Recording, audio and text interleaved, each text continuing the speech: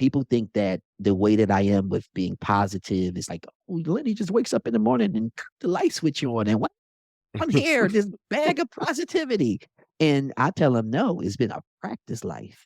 It's what I read in the morning. Obviously, I'm taking into my word. It's I don't watch the news. It's I listen to motivation, right? I read quotes. So it's very important that you feed your mind with the right ingredients of who you want to be, because whatever you're feeding your mind is going to be your destiny and your character at the end of the day. I stay grounded to those things every single day, and that's what makes me live this practice life.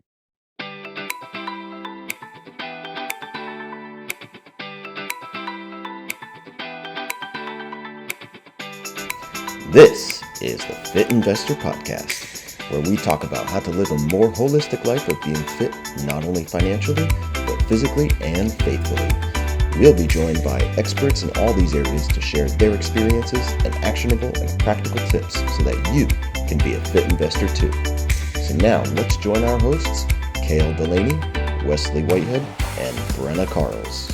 All right, ladies and gentlemen, we are back for another episode of the Fit Investor Podcast. I'm your host, Cale Delaney, here with my co-host, the bearded man, Mr. Wesley Whitehead. How's it going? And today we have a very special guest, Mr. Leonard Nesmith, who goes by Lenny the Boss. Or if we follow typos, it's his gangster format, Lenny the Boss. But Lenny's got a very interesting background here. And it may ring some bells. He was born and raised in West Philadelphia on the North playground. Philadelphia. And the playground is where he spent most of his days. No, just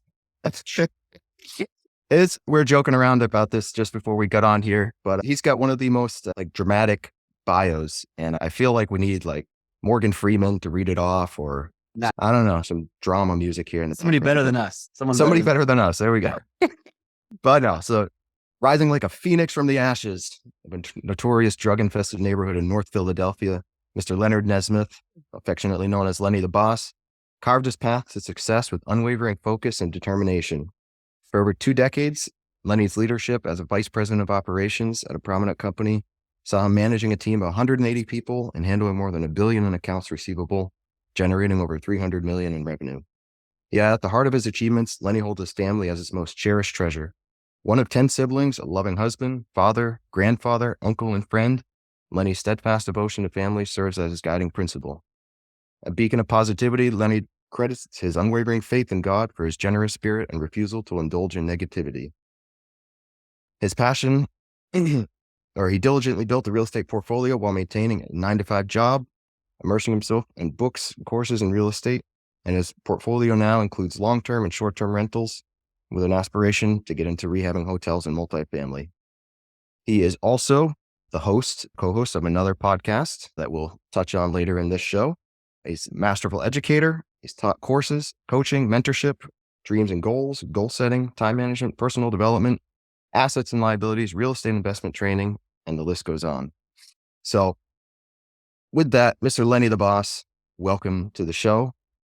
And we got a lot to unpack here. So that wasn't even trying to read the whole bio, so I left some stuff out. So we're gonna fill in the gaps here. But I want to start off with, where the heck did Lenny the Boss come from? Let's start with that. Well, first and foremost, man, thank you guys for having me on. I'm honored. I'm grateful. I'm appreciative of it. In that first sentence in my bio, I just wrote that. I said, you know what? I got to write something that's going to catch you right off the bat. So I just wrote that all because you asked, right? That was special for us. All right. Thank you. Thank you. So that's a one of one. That'd be the one, none limited before, edition none to here. come. That's what that There we means. go. But Lenny the Boss, right? Let me tell you, I've been working for a company for a very long time, for over 22 years. And I wasn't the type of individual that I like for people to call me boss. That wasn't a thing. I was visiting my cousin because we partnered up on a couple of things, and he was introducing me to, at the time, I considered like some younger folks, kids or whatever. And they probably was like 21, 22.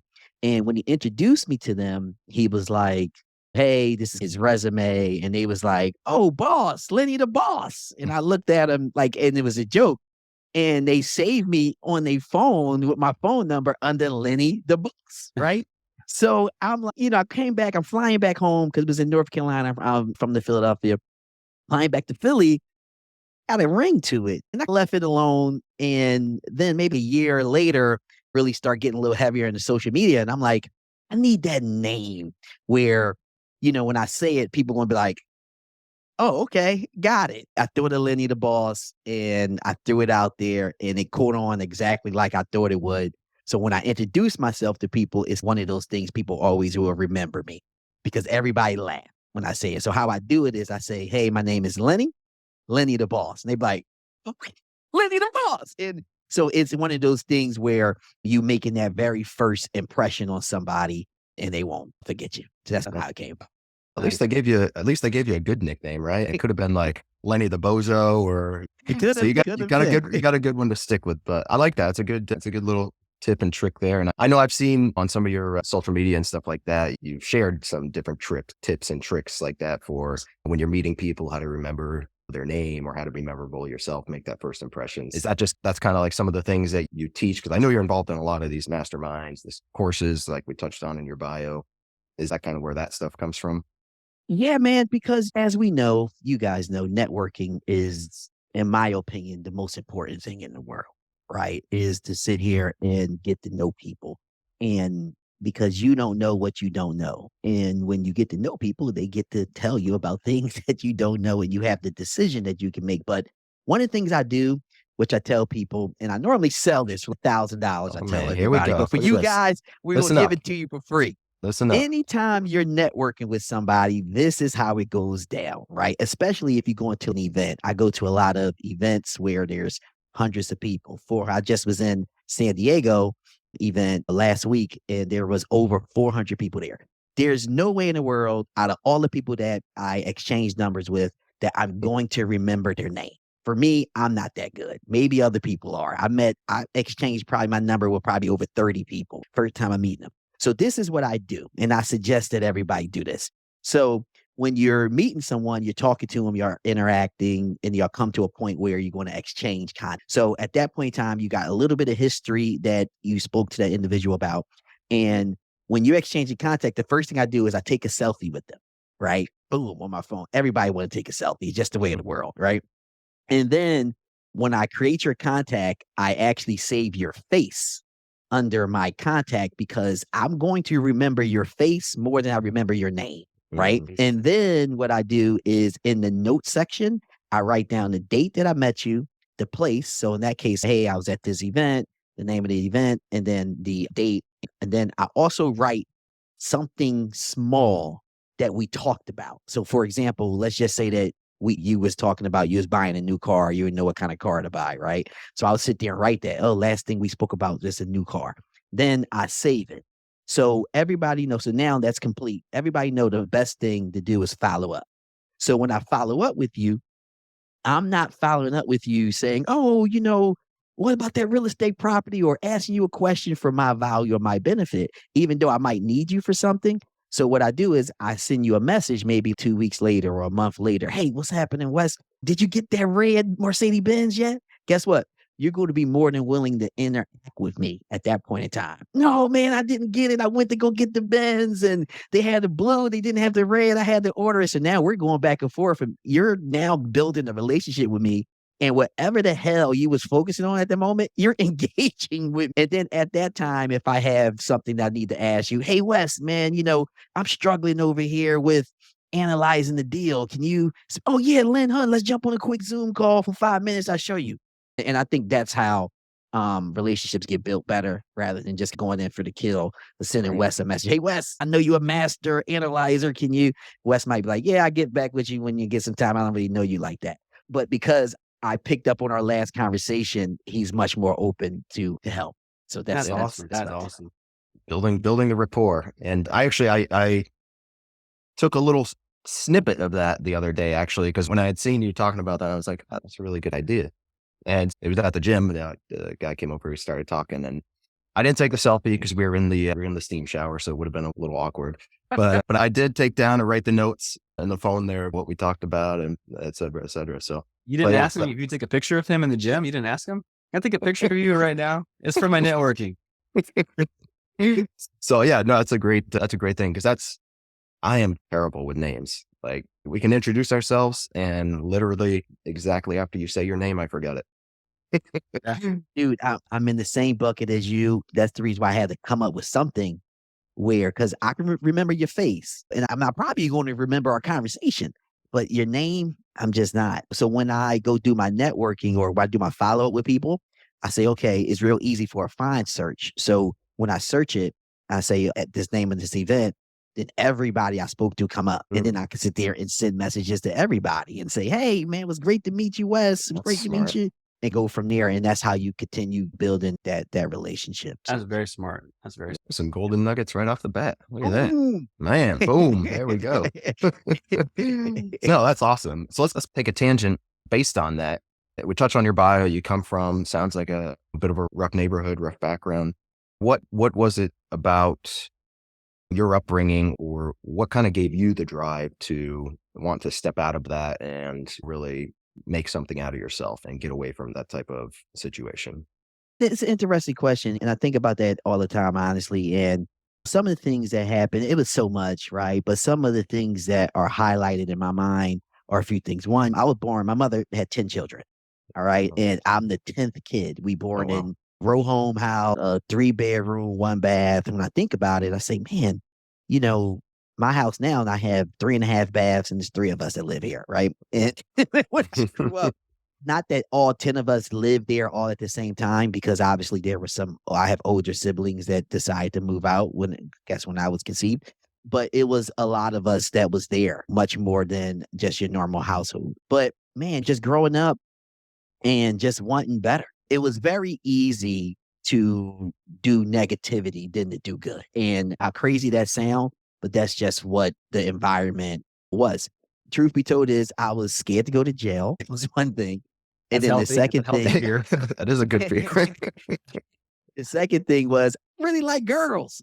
So there was no girls in jail, right? So with that being said, I said, ooh, those negative things I can't do because There are no girls in I can't go to jail. There are Right. girls in jail. Maybe we can do the negative things, but Maybe because at the end of the day, there were some very successful negativity individuals in my neighborhood, a lot.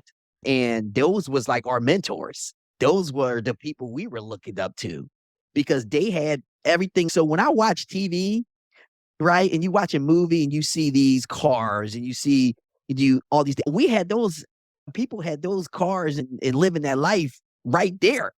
So it was really interesting, but at the end of the day, I got a job, right? And I got a job working at a restaurant. I was 16, my really first real job. And I met it was down like in our Center City area, right? That's like the city of Philadelphia. A lot of restaurants and a lot of people go and stuff like that. And when I met these individuals, they started talking about stuff that I just never knew about. And they opened me up to food. They opened me up to a whole bunch of different things that my environment didn't support. And that's really when I knew that the world was bigger than my just Philadelphia or North Philadelphia when I was raised. And it snowballed from there. I got another job where I worked there for 22 years. I got hired at 19. And I never forget, we live on the East Coast, so we're shoreline, right? New Jersey, all shorelines. There's a whole bunch of shores over there. And from Philadelphia perspective, we all called it the beaches. So we called the beach. And we went to the beach one day out of the summer, and that was considered your vacation. Right. All right. When I went to New Jersey, working in New Jersey, speaking to some of my coworkers, you say, hey, what you doing this weekend? And they all used to say, I'm going to the shore. I'm going to the shore. And I'm like, every weekend people go to the shore. And I'm sitting here, honestly speaking, guys, I start to feel stupid because I said, is the shore a different place than the beach? Because from where I'm from, we go to the beach one time a year for the day, and that's Right. considered vacation. But you're going to the shore every weekend from Friday to Sunday? Like it was, so that those are the things that kind of opened me up to it's more to life than I lived. And that's when I started to explore and start to take life a little more and just grateful of the people who came in my life and was able to help me see more than what I was seeing from my environment. Yeah. No, that's great. And one of the main goals that we have in this podcast is all the different areas that we talk about is to provide encouragement and inspiration to people in pursuing these different areas, and to show that to be successful in any of these areas doesn't require anything special, really. People from all different backgrounds, all different upbringings can become successful. I think there's some consistent traits and characteristics and things like that really motivate and push people. But when you boil it down, anybody can be successful. Anybody can rise above the situation that they were born into. And you mentioned the negativity it would have been easy to stay there, right? Because that's the environment that you're in. And it's that law of inertia, right? It's hard to get things moving, right? When you're in I'm gonna tell you something. There's a book, right, called Who Not How. I'm not sure if you're familiar with it, by Dan Sullivan. And for all your listeners, if you don't have that book, I 100% tell you to go out and get it, even if you get the audio. And what that book tells you is that basically it's the who's out here. And if you listen to my story, what I just mentioned to you, it's the who's that I met that helped me open my mind to see some things that I just never thought about or never saw or even thought that I can accomplish. Because within our community, a lot of individuals didn't do these things. Even the people who had the money, it might have been negative money, but they didn't even go out and say, oh man, you know what? I got a shore house down here in New Jersey. I never even heard of that. Meeting the who's are the individuals that said you can own a shore house, right? So now I do. I own a beach house out in Myrtle Beach. But if I never went through getting out of my environment, getting to meet people, starting to network with individuals, and most importantly, being open to listening to what people saying, then dude, I don't know if I would be where I'm at today. Yeah, I think what you said, what gets me is that, first of all, we are creatures that learn by mimicking. You go back to your kids, like they mimic you, they mimic how you walk, how you talk.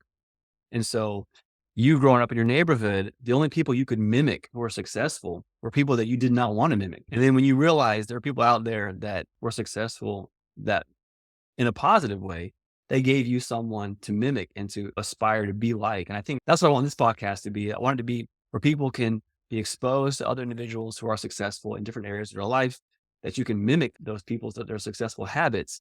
And I think one of the things that happens a lot of time is that people get successful and then they are no longer accessible.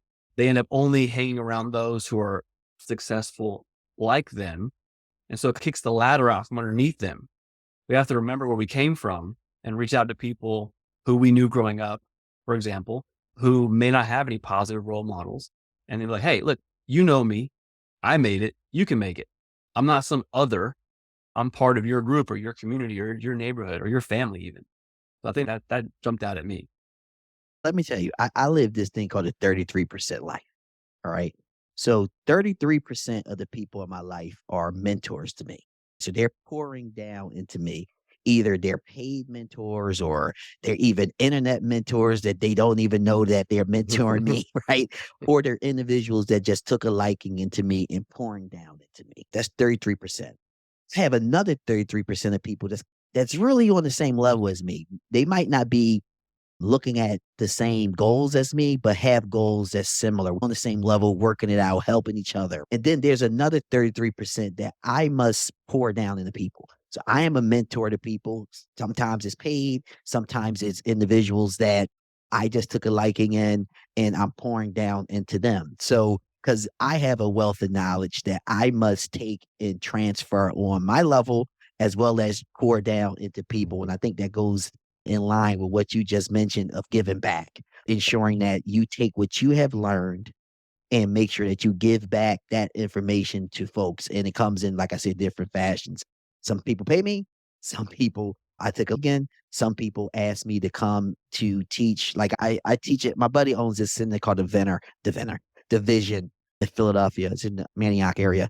And he does these financial literacy classes and he teach the inner city kids. So I come there and I do this thing called a starter kit, right? So I come in and I teach people how to write goals. And the parents be like, hold up, because of how I teach them, right? And what I teach them, because the goals that we write on the board are like their goals. So they be putting up there, man, I want to be the best Madden player. I want to be, and the parents ain't understanding what I'm doing until I break it down at the end. I said, listen, my whole goal here is to do one thing: show your kid how to form a habit of writing goals, right? I don't care what they are. Quite frankly, I just want them to be able to write them. I want them to be able to be inspired to do it. Because as we all know, as a person matures, guess what happens? Your dreams and your aspirations mature as well. And then you go from wanting to be the best Madden player to now saying, I want to own a house. Guess what? I already taught you the habits of writing goals to sit there and get you there. And you already know. So that's what I like to do. And that's one of the things that I do from a give back perspective. That's really good. That's really good. And I like your third. That's Yeah. a good way to make sure that you're both learning and pouring into people as well. So that's good. Yeah. No, I love that. So let's talk about your success. Let's talk about, you mentioned you worked for this job for 22 years, and then now you're real estate investor, coach, mentor. Like, how did that segue happen? What was the pain point that you said, hey, all right, I got to get out of this W-2 world. I got to find a way. What happened there? That's good. And truthfully, it wasn't a pain point. Okay. I got laid off. Let's start from the back. So I got laid off. Now, let me tell you a couple things. One, I got with this company back in 1999, right? Really small company. And it grew. And I grew with the company. And I was actually going through school at the time. So the day I got hired is the day I just entered to college, right? So I was working full time and I was going to school full time. So I had something called I call it the vampire syndrome. I only had to sleep like 2 or 3 hours a night. So it didn't, like, for a very long time. Now, I get more sleep these days, but according to my buddies, I still don't sleep.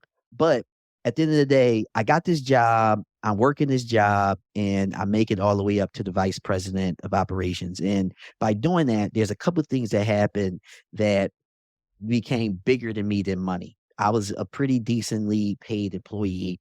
And what happened was I noticed that we were bringing in staff that were living with home with their parents, not driving the best cars. They would park their car all the way in the back of the parking lot. And we were teaching them a skill. And after we teach them a skill, obviously they start to make more money. You'll see them go from living with their parents to moving out and living on their own, go from parking in the back in the parking lot to buying like a newer car. And when they see you now, they beep their horn at you so you can see them in a newer car. And I analyzed that and I say, wow, I see I'm playing a role because I reported directly to the owner and I had all autonomy over top of the whole organization to make any and every decision just about. So I'm like, wow, I'm impacting these lives. And that changed my trajectory of how I view things in life, on how impactful that I can be to people. So as I worked this job, I decided that I needed some write-offs, honestly. So my accountant was like, dude, you're paying a lot of taxes. You need some write-off. And that was how real estate came about. And on top of, I had a friend that was really heavy in real estate. And I didn't start that journey sooner because all he did to me was complain. Oh man, these tenants. Oh man, the roof. Oh man, these contractors. I'm like, who in the world will want all these problems? But what I noticed with this kid is he was buying more properties. So I couldn't understand. You got all this headache. So I got smart. God finally me upside the head to ask the right darn questions. I said, dude, you keep bringing all these problems to me. Why are you keep buying properties? And then he said, first and foremost, let me apologize. He said, sorry. He said, because you're my friend. You was the person that dumped all my problems. So he did that, but it hindered my growth in buying real estate. But he told me the reason why he's buying more real estate was because it allows him to live in a better house. It allows him to take better vacations. It allow him, and they didn't have, like, him and his wife didn't have the best of jobs. They didn't work all this overtime, but they was taking extravagant trips. They moved out the neighborhood. They was driving really nice vehicles. So he told me that luxury side, along with my accountant. That's when I started getting involved in real estate. So I had one goal. Hindsight, it was a small one, right? But I had one. It's very important to have one. I decided to buy one property a year. So that's what I was doing. I was buying one property a year when I started, right? Because I started later on. And thank God it worked out for me because it came a day where our company, who I was working for, he sold the company. In year 18, he sold the company to another company that was going to flip it at the end of the day. And after 3 years, they decided to lay me off. So when they did, I'm gonna tell you exactly what happened. I was right here where you guys see me right now. For listeners who can't see me, I was in my office. My CEO called me because I do a run every morning. I run like 3 to 6 miles a day. And I came in and she was like, "Oh, Lenny, sorry, blah, blah, blah, blah, blah." Whatever. Lasted 5 minutes. So I put my head back in my chair like this, maybe for about 4 or 5 seconds. And I popped up and I said, "Man, I gotta go find health insurance." That was it. But I'm grateful to sit there and say, I have a portfolio that are able to pay for my lifestyle without the job, and I'm not going back. So full-time entrepreneur. Man, I love this. So many good things in there. And the thing I want to highlight though is that you started slowly while you were working, not even with the goal of leaving your job necessarily. This was something that you said you needed the write-offs and you had a friend had some experience.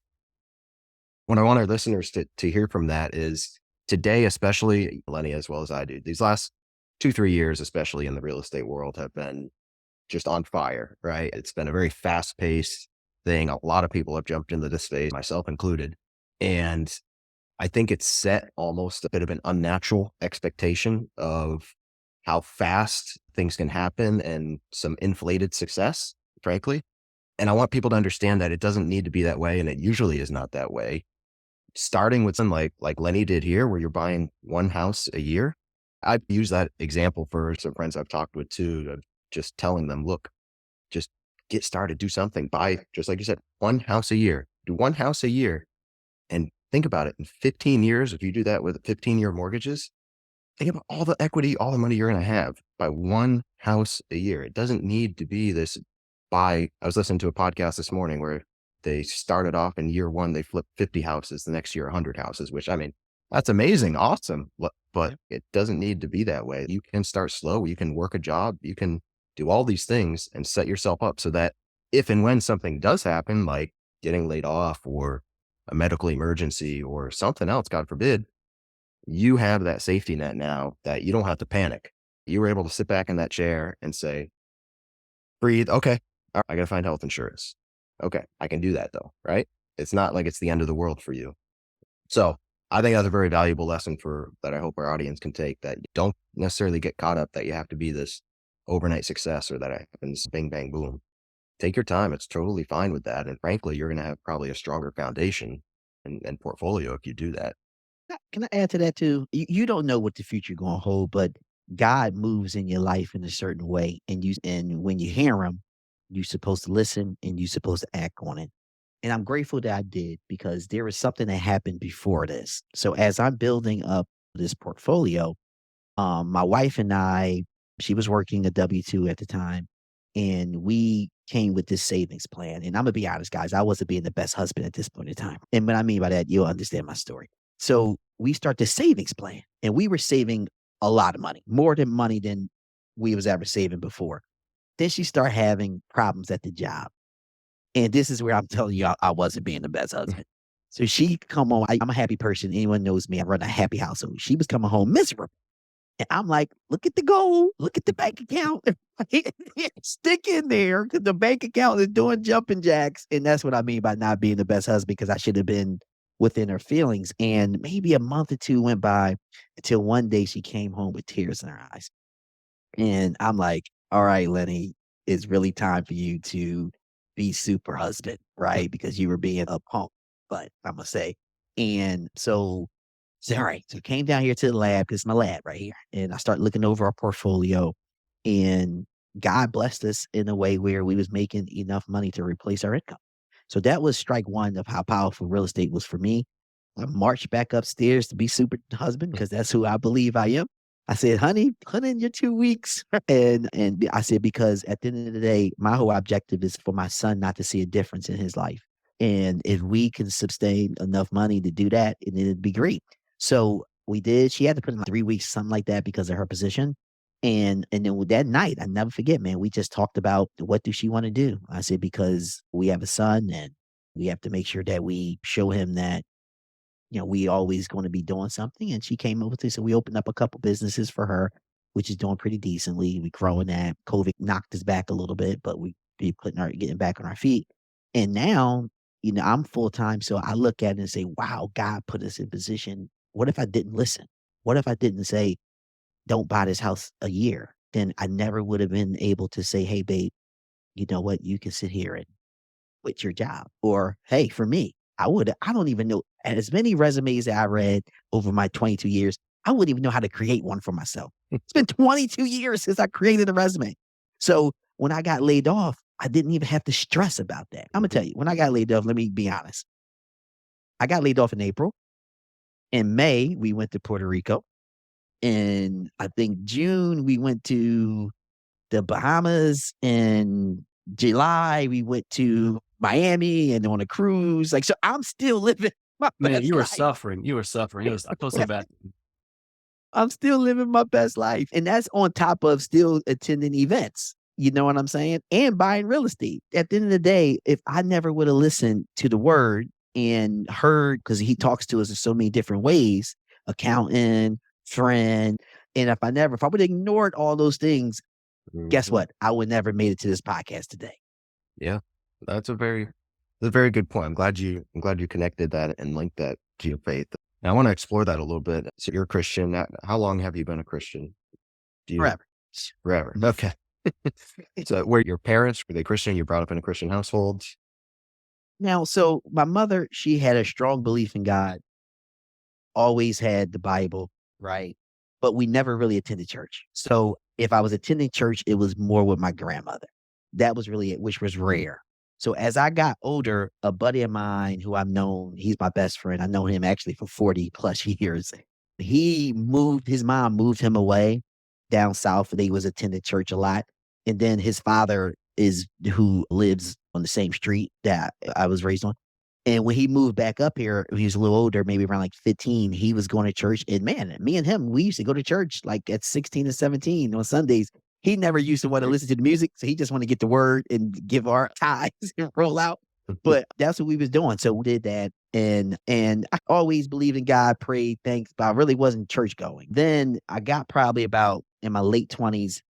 I'm with my wife and I'm like, you know what? Things is going really great for us. And I really think that we need much more faith in our relation. I think that's what we're missing. And I said, even though it's okay, God is okay for you to come to him whenever, if you're having problems. I said, but how about I go to him when I'm feeling great? How about going to him when things are looking good? I got a good job. I got a college degree. My wife got a college degree. We got a house. You know what I mean? Things are looking, we making money. We taking all these vacations. We're going to the shore every weekend. So how about we get in? So I start looking for, the Bible was very challenging to me to read. So I was reading it, but not really retaining it. Right. So this is how the world works, guys. That's why it's important. I'm telling the story. It's important to talk because I start talking about what I need. Say, man, I need a pastor, a bishop that's going to teach me the Bible. That's what I need. So every time I get a chance, I just say it. And it was this guy who worked for me. And I would be honest. You ever saw the movie Wolverine, X-Men? Yeah. He looks just like Wolverine. See what he looks like. He comes to work 100% looking like Wolverine. He got the big things in his ear, right? He's a rock star. He sings rock and roll, right? And I'm just talking because I'm talking. And he heard me talk. Maybe a week later, he came into my office. He gave me this right here is the NIV version of the Bible. He said, and this dude had to be the holiest of all things. It is sad that you judge a book by its cover. Right. God, he knew everything about the Bible. I just was like so shocked and off guard because I thought he would be the last person that will be telling me about the Bible, right? But he gave me this, right? And when he gave me this, right, it started making it much easier for me to take in the word. And then A buddy of mine, a neighbor, invited me to his church for Friends and Family Day. And he goes to this mega church, huge, 6,000 people that go to this church. They got cameras, they broadcast on TV, everything. So I'm like, okay, man, so I'm there. This is the first day I'm there, and I knew this was home. So this baby start crying in the middle of him preaching. The baby crying. And now remember, this 5, 6, so you know these rows are long. She's dead smacked in the middle. Just like anybody, any one of us, we got a kid that's crying. You're going to probably pick up the kid and leave, right? He's delivering the message on stage. He's in it too. Everybody's tuned in. She got to leave because at least take her out. He stopped the middle of what he was doing and said, "Where are you going?" No one knew he was talking to her. She kept moving. He said, "Yeah, you with the crying baby. Where are you going?" She said, He said, "Are you moving because your baby's crying?" He said, "Because if that's the case and the people around you are irritated, they can leave first. So you sit back down." And then, so she said, and I knew from that minute there, he was, my God, because he stopped in the middle of his service to make sure that just because your baby is crying, and I said, he's human and he's relatable. He made her, out of all these people here, feel the most comfortable because she wasn't. Because her baby was crying, which all of us have been there if you got kids. And that was my home. And he's great, man. He's a great dude too. He might say some things that are not the most popular things to say, but I appreciate the realness within him. And I appreciate him explaining the Bible. He does a fantastic job of it. So when I leave after reading the word and I can go back to my NIV, it all comes together for me. It's funny you say he says things that people may not agree with. I saw a church sign. I'm not a fan of church signs. I think church signs are generally corny, but this one had a sign that said, "Stop trying to change scripture when scripture is supposed to be changing you." And I'm like, that's a very good point. Like a lot of stuff the Bible says is unpopular, but we forget it's always been unpopular. It wasn't popular when Jesus was saying it. It wasn't popular when the apostles were saying it. It was never popular. So yeah, that's good. That's really good. And it's funny also about your story testimony.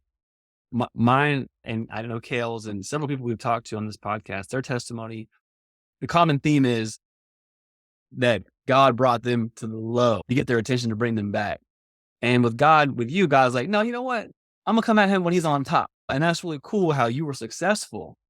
And you were like, "You know what? Something's missing." You didn't have to be broken down. You recognize that, hey, you know what? All I have is still, there's something. And that I think is very cool. It's find God when you're on top. So you don't have to find him when you're on the bottom. Yeah. That's a very good point. And why don't you give a shout out for your church? What church do you go to? I go to Bethany Baptist. Bethany Baptist in New Jersey. Yeah, Bethany Baptist. Is it by the shore? I know. Not that far though. It's not that far from the y'all guys are gonna rip me for this. That's what. Lenny the Boss, down by the shore. There we go. Down by the shore. Nice. No, that's, yeah, like Wes said, that's an awesome testimony. And do you have any practices that you put in your daily schedule or anything like that to reinforce and encourage your faith? I do. And for a minute there, until I learned a little better, is I found out that I'm not the most religious person and I don't want to be. What I want and what I have is a relationship with my Savior. Okay. I have a relationship that I nurture, right? Just like I have relationships with everyone else. I have a relationship with my wife that I nurture. I have a relationship with my son that I nurture. I have a relationship with my kids and so forth. With that being said, there's a few things that I do. Is one, obviously, I do this thing where at least 5 things every single day I write down why I'm grateful, right? So I have in my phone a notepad, right? I have iPhone, notepad, whatever kind of phone you have, and I just put a date, right? And I put at least 5. Sometimes it's 7, sometimes it's 10, and it's anything. Like today, I put I'm grateful for waking up with energy.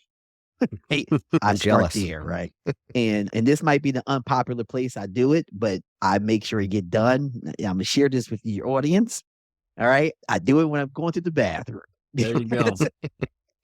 Hey, Because it's a quiet time for me to sit there and be with only my own thoughts and to sit back and say what I'm grateful for. And there's also something to do, right? when you have kids, sometimes that's the only place that you can get quiet. It's actually a great You know, place to keep people away from you. Okay, don't bother me. I'm in here. This is when I can think. the funny thing about it is you don't even have to ask anybody to be away. Yeah, They exactly. already know. It's It just goes it's when the fan turns on, everybody knows. Don't mess with everybody that. knows what it Leave is. them alone. Yep. Everybody knows. And so I do that. The second thing I do is I have another app on my phone, which I'm not a big app, but I get daily word there. And I like to take that daily word every day and I put that out on social media. I also have a group text of friends where it's not a religion group text, it's just a life group text. But however, we all have a strong faith. So we throw scriptures in there and we try to tie scripture to a meaning of something that's going on in your life. I do that. And I also, just read a few verses out of the Bible and no in particular order at this point in time. I just get led by this app, wherever this app is, and I read that. And I read something called a devotional every day. And that's how I stay grounded. And one of the things I do is Bishop told me this as a whole congregation is you should always give thanks and you should always ask God to go before you and pray before you do something. For example, this podcast, I ask God to, hey, God, go before me, bring back what I need to say, bring back what I need to hear. And please just allow me to be prepared to serve your people. And a buddy of mine got me in that word of saying, hey, God, what can I do to serve your people? And that's when I've been reframing that. In addition, y'all guys got me on the road right now. In addition, I have this for the people who can't see, but I have a calendar here. And on this calendar here, I'm showing you, you see those like words and stuff. Those are little scriptures that I really truly enjoy. And so I wrote those down on there. I probably read them maybe a couple times a week or whatever. That's from a religion perspective. Now, what I do to stay focused is I say something, I tell everybody I live something called a practice life. All right. And I don't live a light switch life. People think that the way that I am with being positive is like, oh, Lenny just wakes up in the morning and the light switch on and what? I'm here, this bag of positivity. And I tell them, no, it's been a practice life. It's what I read in the morning. Obviously, I'm taking into my word. I don't watch the news. I listen to motivation, right? I read quotes. And here's a good quote that I read where it benefits everyone, right? There's two primary choices in life. One, accept the conditions as they exist, or two, be responsible for changing them. And I love to read that because that's what life's all about. And I also read this one. I'm going to read this because I can never remember it. I have it right here on my vision board. It says, watch your thoughts, they become words. Watch your words, they become actions. Watch your actions, they become habits. Watch your habits, they become your character. Watch your character, it becomes your destiny. So it's very important that I'll call it ingredients, that you feed your mind with the right ingredients of who you want to be. Because whatever you're feeding your mind is going to be your destiny and your character at the end of the day. I stay grounded to those things every single day. And that's what makes me live this practice life. And then how the world works is obviously that's the bag that you're in. And he starts to put people around you that supports your movement and where you're headed and where you can provide value for his people. And that's me. That's excellent. Yeah, man. I love that the quote you were reading off your vision board. I love that I wasn't able to write that whole thing down, but I get the gist of it. But what you said before though, of accept the situation as it is or be responsible for changing it. That I think is so important. And for me, that hits home pretty clearly on an area in my life in a conversation I was having with my pastor just yesterday, actually. But it ties back to the very beginning here and what we touched on with your upbringing, in that it's so easy to sit back, make the excuses, and just accept things as they are, because frankly, that's the easy way, right? When you don't have to step out of your comfort zone, you don't have to put in the effort. But to really make an effectual or dramatic or drastic change in your life, the key word there is take responsibility.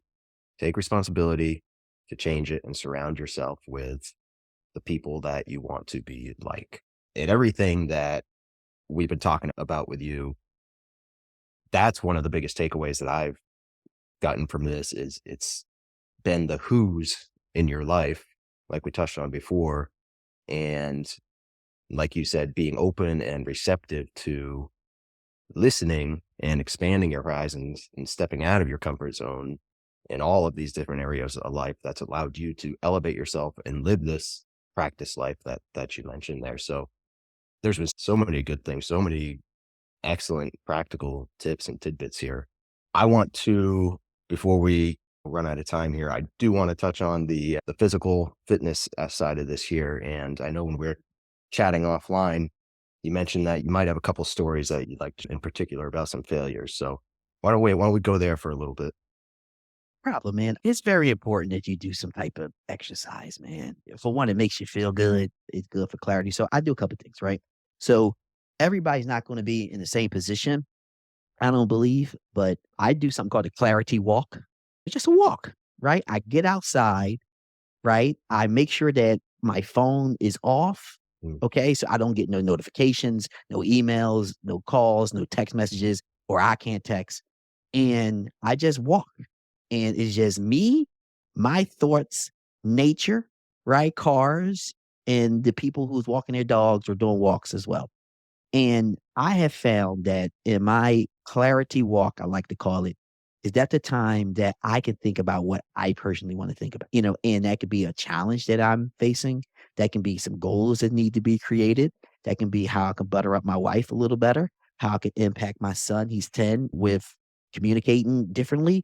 Whatever I want to sit there and think about, I have that capability. And in the midst of that, you're exercising, right? Because you're walking. All right. Two, another thing. Now, here's a failure of mine. Man, I'd be like, all right, time to hit the gym, put my schedule together. Boom, I got it. My wife all proud of me. She's like, look at you getting out every morning doing your thing. About the minute that I could be doing it for 2 months, 2.5, pumped out. The minute somebody say, Lenny, you're looking good, that's the minute that I fall off. The minute that somebody says, oh, Lenny, you've been working out. Goal accomplished. There we go. I don't know why. Once that happens, it's boom, I accomplished what I'm saying to accomplish. And dude, when I fall off, I fall. I'm talking about, you ever saw that? What was the prices? Dude, that goes up the hill, then he falls up the top of the hill. Dude, the minute somebody tells me, yo, you got some definition going on, or have you been working out? Boom. And then obviously, just like everything else, you got to get back on the horse. It's But too the much thing that positivity, I've Lenny. You've got too much positivity going on. You can't take any more. I'm just being frank, man. I'm pretty sure there's other people out there who fall off too. But one thing I have been pretty consistent on is running. A buddy of mine, he's been trying to get me to run this 10-mile run. It's called the Broad Street Run in Philadelphia. And it's probably about 40 to 50,000 people that run this run a year. And he's been trying to get me to run this run for maybe about 6 or 7 years. And I finally decided to do it. So I wrote up a regiment on how to get to 10 miles to be able to run 10 miles without doing it. And if you don't mind, I share it. So I did it. I wrote up a regiment in 2 weeks. So I had about 4.5 months to train, I think. And I wrote a regiment in 2 weeks. Every 2 weeks, you graduate to do something different. So for the first 2 weeks, all I did was walk 2 miles. That's it. So I got up every morning, every day. I walked a mile up and walked a mile back every single morning, right? For the next 2 weeks, I'm sorry, it was 3 miles because it was one lap across, 3 miles, right? And then the next 2 weeks, I said, okay, I'm going to walk for 5 minutes, run for 5 minutes, walk for 5 minutes, run for 5 minutes. And I use my stopwatch. Once the clock said, beep, beep, beep, beep, I start running or jogging, I should say. And once it go, beep, I start walking. And then the next 2 weeks, I said, I'm going to run for 10, walk for 5, run for 10. And I graduated all the way up until I was able to run the entire 3 miles. And then I was able to run 6. And then 6 turned into 8. And then 8 turned into 10. And I ran the 10-mile run within an hour and 40 minutes. And the funny thing about it is when we got to the 9th mile, these kids, they was like 15, 16, they was running. So I looked at my buddy. I said, we can't let them beat them. He looked at me and said, Lenny, you can't be serious. Like, we have 9th mile. I said, we got to sprint. So we sprinting on the night. Beat these kids. Can't let them beat us. We can't let them beat us. So we ran 9 miles and sprinted the last one just to give you an Nice. idea of the shape I was. Oh man. But that's awesome. You started out just walking and then you're sprinting the last mile. That's excellent. And I gotta say, no, sorry, go ahead. I probably could have ran another 2 to 3 miles. That's how good I felt. Nice. I was gonna say that just reminded me of a funny little failure story on physical fitness for me. So I'm not a big runner. I've never professed to be. I don't enjoy running. I occasionally, very occasionally, will do it. But there was a period where I was doing some 5K runs because I had a friend who was started doing them. This is several years ago, and so I didn't train for them though because I don't enjoy running. So weightlifting has been my thing. That's what I do, and I figure it gets me in decent enough shape that I can run a 5K if I want to. I'm not going to win any medals, but I can run it. There was this one that we did, and it had to have been around Easter time. And I remember I was running, and I was getting a bit tired, a little bit towards the end, and I looked behind me, and coming up to take the pass is this guy in a full-out bunny outfit pushing a baby in a stroller, and he just zips past me, and I'm like, what? I'm like, how far have I fallen here? I think you were hallucinating, Kale, because you weren't training for running. You were just Seriously, I didn't catch him either. He zipped past me and took the lead. well, that's the tortoise and the hare, so you're the tortoise. I'm the tortoise. So that just reminded me of that. That's funny. That's hilarious, actually. Oh, man. But yeah, man, that's that. So I get out to run now. I probably run like 2 to 3 miles, probably just about every day. There's maybe some days I don't. And then some days I just walk. And so right now I'm looking for a gym to get in. I think I might want to do some boxing training. So that's what I'm leaning to, so it could just be different. Like I don't want to just go in there and hit the weights and stuff like that. I just want something different.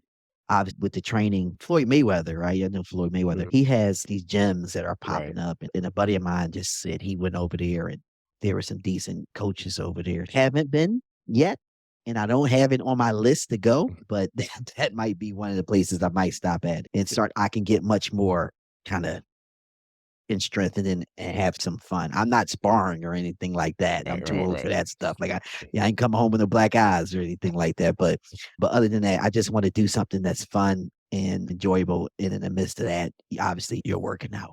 You can let Wes convince you to get into Brazilian jiu-jitsu and roll around on a mat with a bunch of sweaty guys.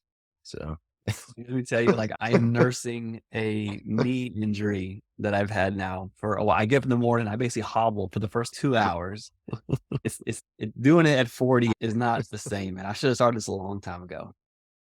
Well, I'm in the 40 bag as well, brother. Yeah. yeah, man. Oh man.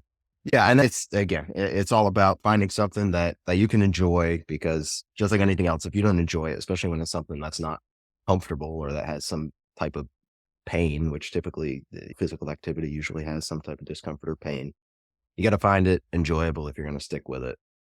Totally agree. Totally agree. And I tell a lot of people about the clarity walk thing. People tend to get excited and they can really visualize themselves walking. Is exercise. In my mind, I think that any form of exercising helps. Something is more than nothing.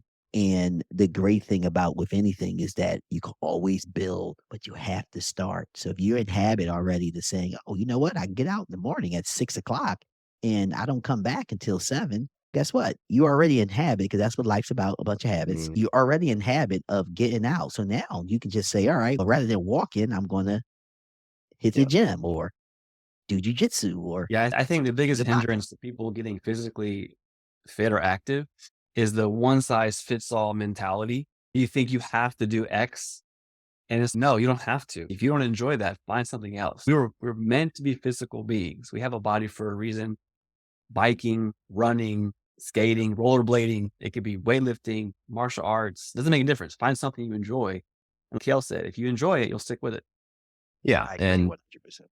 And I like what you were saying before about you starting with those baby steps and taking it little by little, increasing it and pushing yourself further and further as you go. because I think that's another failure point too, in that people have that New Year's resolution or whatever it is that kicks them in the butt and say, okay, I'm finally going to do something. And then they jump into something and try to be Mr. Olympia from day one and figure out that, wow, that's crappy. That's not that fun.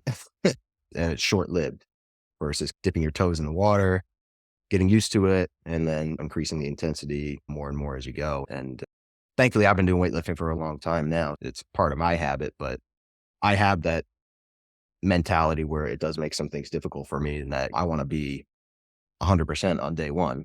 I remember just another little story. I wanted to learn guitar for some reason, like years and years ago. So I went out and I bought a guitar, and I thought, man, like, how hard can it be to play a guitar? Like, this can't be that difficult.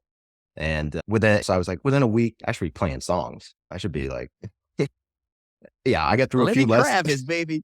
Seriously. I got through a few lessons and I can't even hold the guitar right. Like, no, screw this is not for me. I'm done. And then the bunny rabbit can't play Van Halen. He was like, what's going on? What's happening here? Like, Pushing the baby cart. Yeah, push the baby Carriage. stroller. I was playing riffs. oh, gosh. Oh man. So, This has been anyway. good. Yeah. So anyway, I'll leave my stupid examples at that. But yeah, this has been excellent. So many good, great takeaways from this conversation here, Lenny. So really appreciate that. Again, I just bring it back to that key takeaway of exposing yourself to people and being open and receptive to the opportunities and the people that may come into your life, and then setting up that practice life where you create these disciplines in your life that can become the habits that can transform you into the person or have the life that you want to be. So you exude that in all these different aspects and areas of your life. So I commend you for that. And like I told you before we got online, you got to rub that positivity off on me, my friend. I got you. So with that, why don't we get into the last segment here? We'll wrap it up. I think you already sprinkled these throughout the interview here, but I want to see if maybe you, in your own words, you can sum it up for us. Do you have 3 actionable or practicable tips on any of these areas that we talked about that you could give for our audience? Oh man, 3? Ooh. Yeah. Put you on the spot. I know. Life is what you make it. And I think you have to understand that first, right? Life is what you make it. So the first actual tip that I tell anyone is that you have to get clear on what you want. I actually tell people to do this exercise. I tell people to all week, just take 1 week. You could do this in your phone. You could do this in a notepad, however you desire. Write down 100 things, 100 things that you want. 100. And the reason why I tell people that is really a brain dump. Everything you want, from cars to relationships to promotions to businesses to any and everything that you think of. And a lot of people fall short of the 100, which is totally fine, because guess what? You have way more than 0. So some people might have 50, some people might have 60, right? And get clear. Now, the reason I tell people to do that is because in that 100 list, there's something there, the top 5, that's very important to you. And you can sit there and take those top 5 and start focusing on that and make it very clear. So the first thing I would tell people is to get clear, and that's an exercise to do that. The second thing I would tell people is check your surroundings. So now the first thing done, you know what you're clear on. Check your surroundings and your ingredients, from what you're eating, what you're listening to, the people you talk to, the people you hang around, your emailing, all that, and start aligning people with what you want, right? Because you got your top 5 now. And then the third thing is, I believe that life is nothing but a bunch of habits. And from the starting point to the goal is considered a journey, but a journey is nothing but a bunch of habits that you form. And I say start forming the habits that you need to sit there and take yourself from the starting point to the goal, and ride those habits to the out in life, and you'll be a great person. Man, you sound like a coach or something, Lenny. I don't know why. Just getting that feeling. I do a little coaching here and there. Like a lot of coaching here and there, I probably should say. That's awesome, man. Yeah. Great. So why don't you tell people where they can find you? I know you mentioned, and we mentioned that you have another podcast. Why don't you tell us a little bit about that? Yeah, cool, man. Yeah, I have a podcast. It's called Find Your Freedom with a co-host. His name is Amidst. And the reason why we created the podcast, because we have very similar stories. He was corporate person for, I think, 18 years. I'm corporate person 22. And we decided he left his job. I got laid off, which was around the same time. And we married with kids. He lived on West Coast. I live on East Coast. So we decided just to bring something together to sit here and tell our story on how we found our freedom, as well as bring guests on our podcast that found their freedom so they can inspire others.